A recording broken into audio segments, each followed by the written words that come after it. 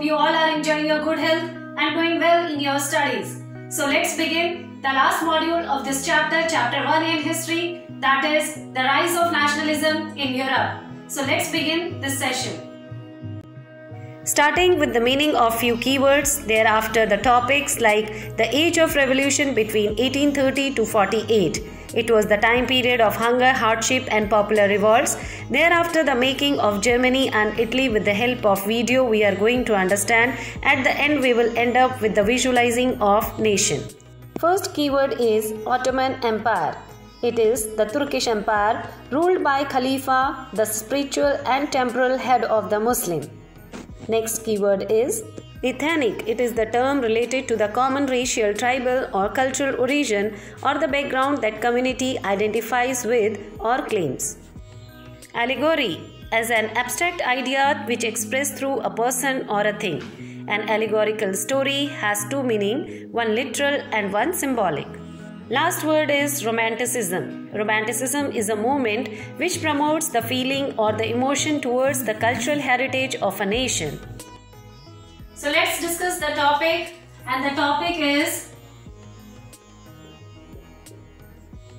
Age of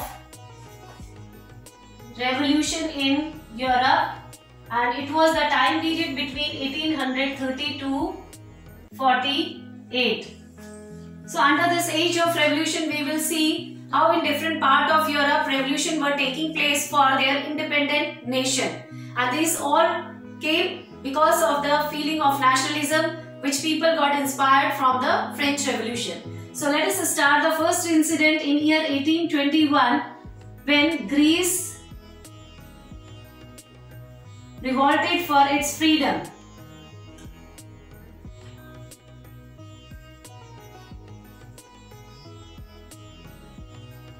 Or for the declaration of an independent nation. So Greek war took place in year 1821. So soon after 1821, in year 32, Greece got its independence. Greece got its independence and declared as a independence country. And it was happened under the treaty, and that treaty is very popular. It is called as Treaty of Constantinople.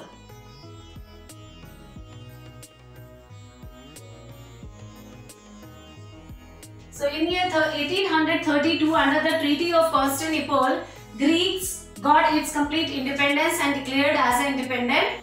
Revolution of 1830 and 1848, which turned and inspired the revolts of other parts of the Europe.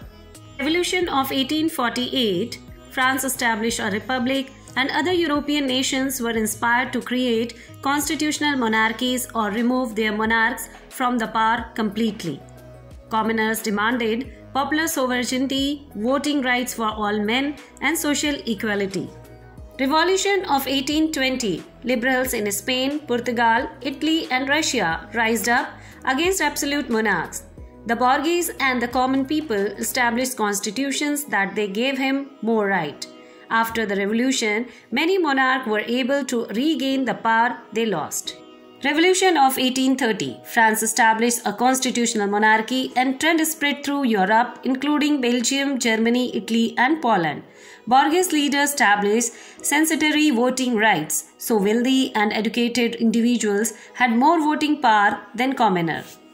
Age of Revolution, that uprisings in Europe, the period of between 1830 to 1848, lots of tensions and war. Earlier Europe had witnessed two philosophies. These were liberalism and conservatism. A liberalist or a middle educated class planned to overthrow monarchy and wanted to bring government of the people. This is called the idea of liberalism. Also, Europe saw a series of revolutions in Italy, Germany, Poland, Turkey and Ireland.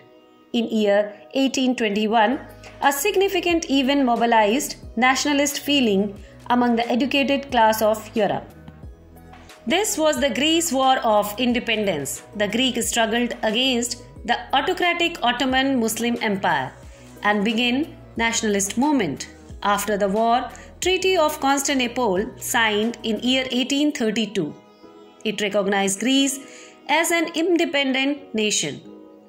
In 1815, when Bourbon dynasty was restored in France, then liberalists began a revolution against conservatism. And in year 1830, the Bourbon dynasty once again overthrown. Hence, French Revolution of 1830 is also known as July Revolution. Now, inspired from 1830 July Revolution in France, Belgium broke away from United Nation of Kingdom. Moving toward the age of revolution, we find another topic, and that topic is hunger, hardship, and popular revolt time period. So let us see first of all the hunger hardship. How does this arise the situation?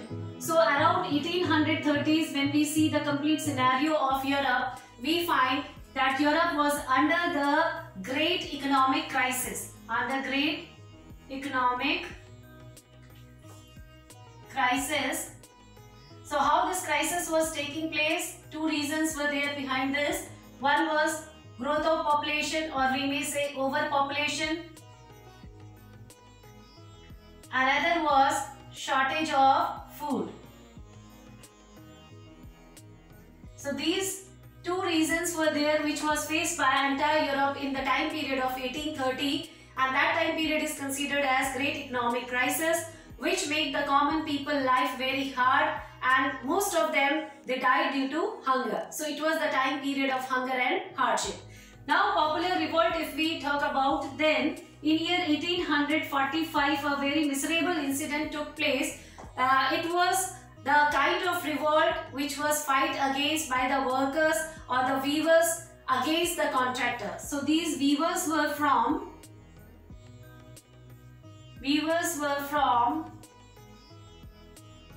Silesia village,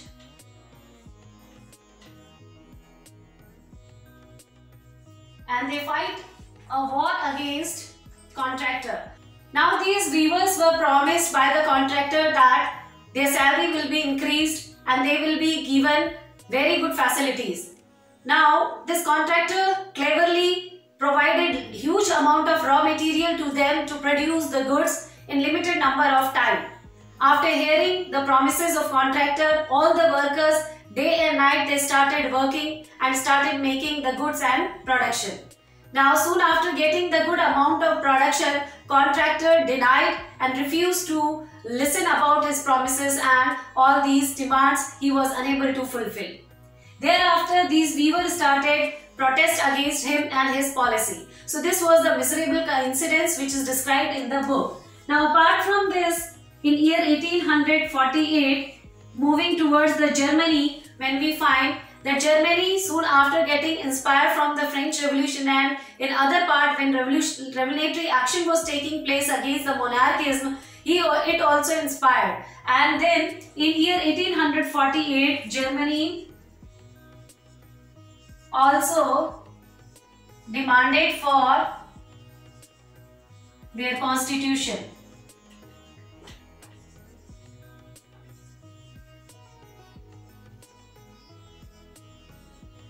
It means now they also want to end up monarchism in France.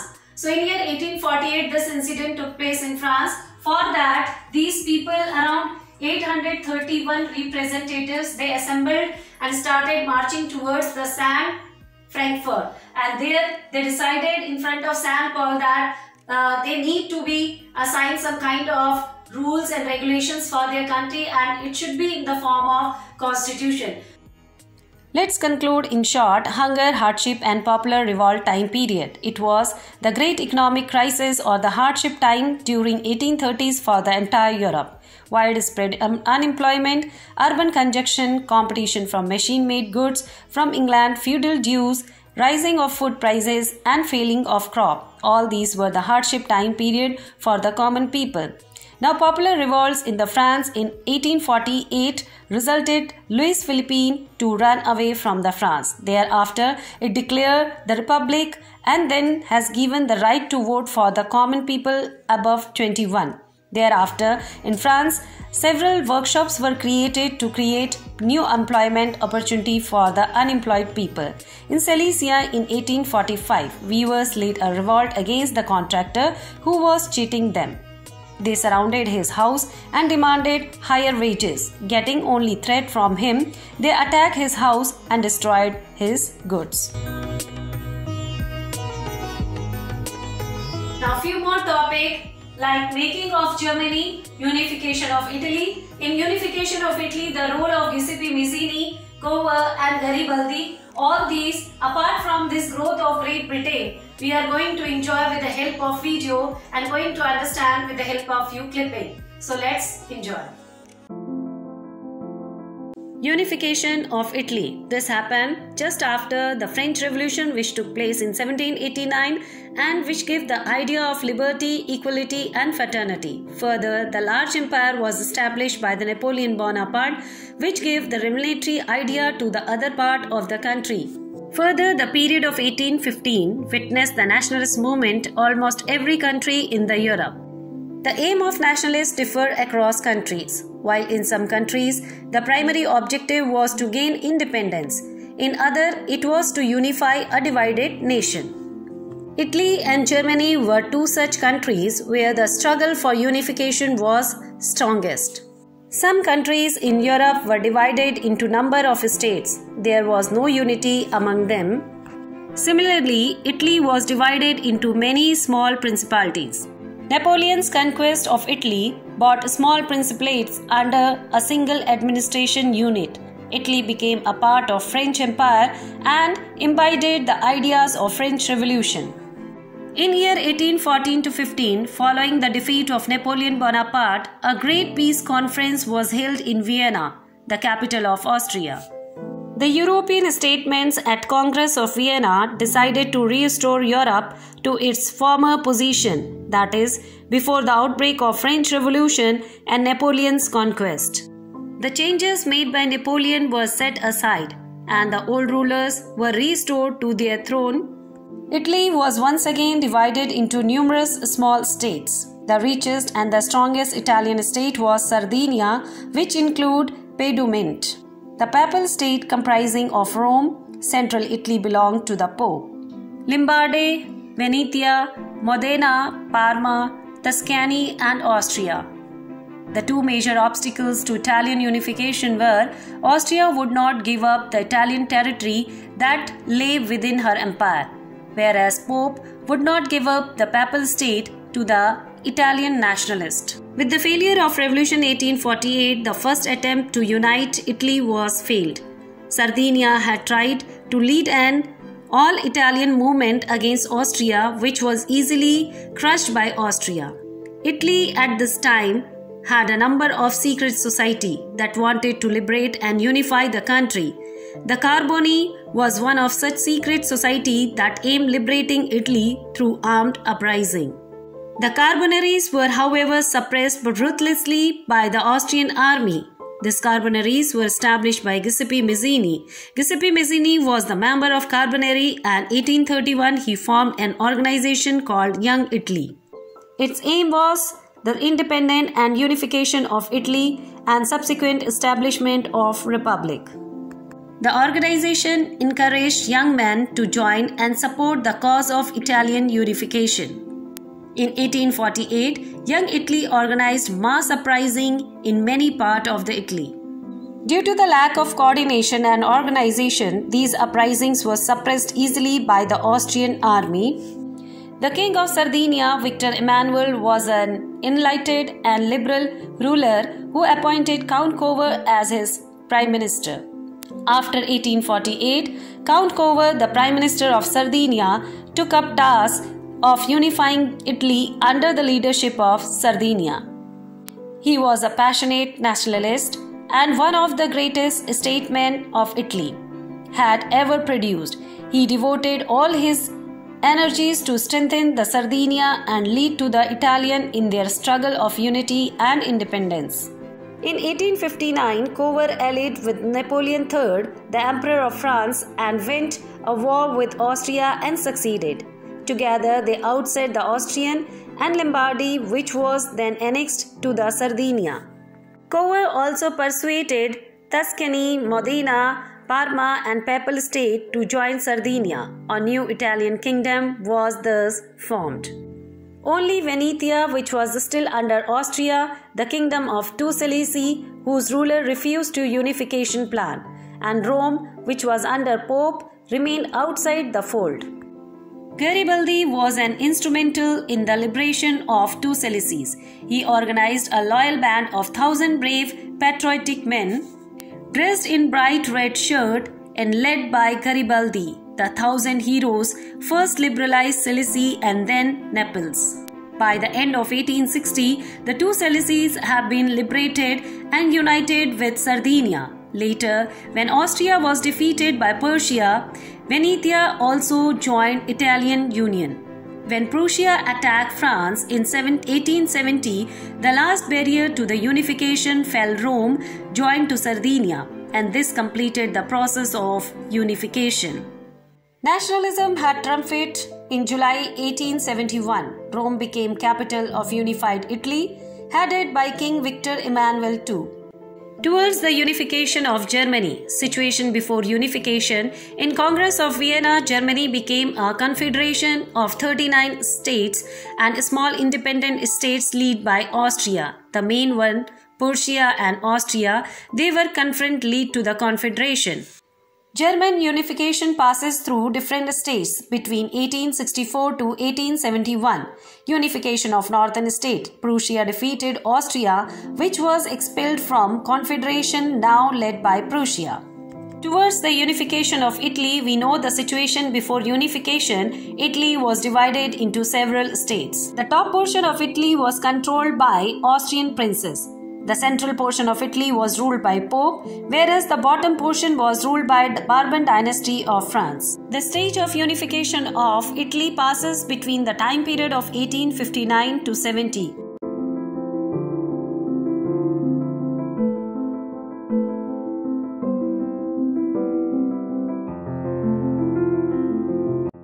Unification of Great Britain. Unlike the other European unification, this was not the result of nationalist revolt. We know British was consist of 4 main ethnic regions. These were English, Welsh, Scottish and Irish. The decision for unification was taken by Britain Parliament. In 1707, through an Act of Union, England took control of Scotland completely, subjugating their identity. In 1801, through another Act of Union, Ireland too was made a part of Kingdom of Great Britain. There was a great effort to impose the symbol of British culture over Scotland and Ireland. Now moving toward the ending part of the chapter, and the topic is visualizing the nation. So here, as we know, around 18th and 19th century, the entire Europe has the feeling of nationalism and romanticism. So here, romanticism, these play very important role in creating the feeling of love and affection, respect for the nation. Now here, we find that people started personifying the nation. They started giving a kind of figure to the nation. This figure, when we find that when any abstract idea is expressed into anything or a person, that is called as allegory. So in this way, idea of visualization tells that nation is being given the figure of personification, and which is named as allegory. So here, 2 popular allegory which is used for the Germany was Marine and Germania. Visualizing the nation. While it is easy enough to represent a ruler through a portrait or a statue, how does one go about giving a face to a nation? Artists in 18th and 19th century found a way out of personifying a nation. In other words, they represented a country as if it were a person. Nation were then portrayed as female figure. the female form that was chosen to personify the nation, did not stand for any particular woman in real life. Rather, it sought to give an abstract idea of nation to a concrete form. That is, the female figure became an allegory of the nation. During French Revolution, artists used female allegory to portray idea of liberty, justice, and republic. The attribute of liberty are the red cap or broken chain, while justice is generally blindfolded woman carrying a pair of wing scale. Similar female allegory were invented by the artists of 19th century to represent the nation. In France, she was cherished Marie and popular Christian name, which was underlined the idea of the people's nation. Her characteristics were drawn for those of liberty and the republic.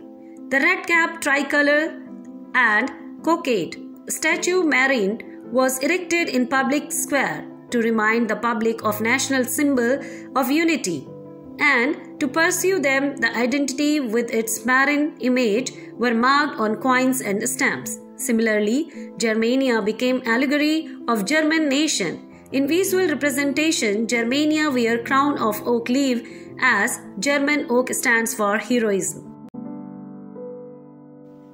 So this is the end of the chapter, dear children.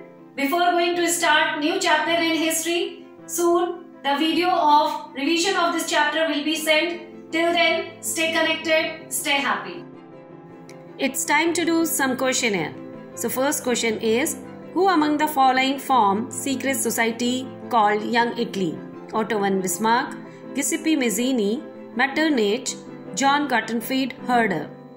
Next question is, the treaty which recognized Greece as an independent nation was Treaty of Vienna 1815, Treaty of Constantinople 1832, Treaty of Warsaw 1814, or Treaty of Leipzig 1813. Last question is, who played leading role in the unification of Germany? German Emperor formerly King of Prussia, Kaiser William I, or second option, Otto von Bismarck, Prussian Chief Minister. Third option, John Gutenberg Herder, German philosopher, or the last option, Austrian Chancellor Duke Metternich.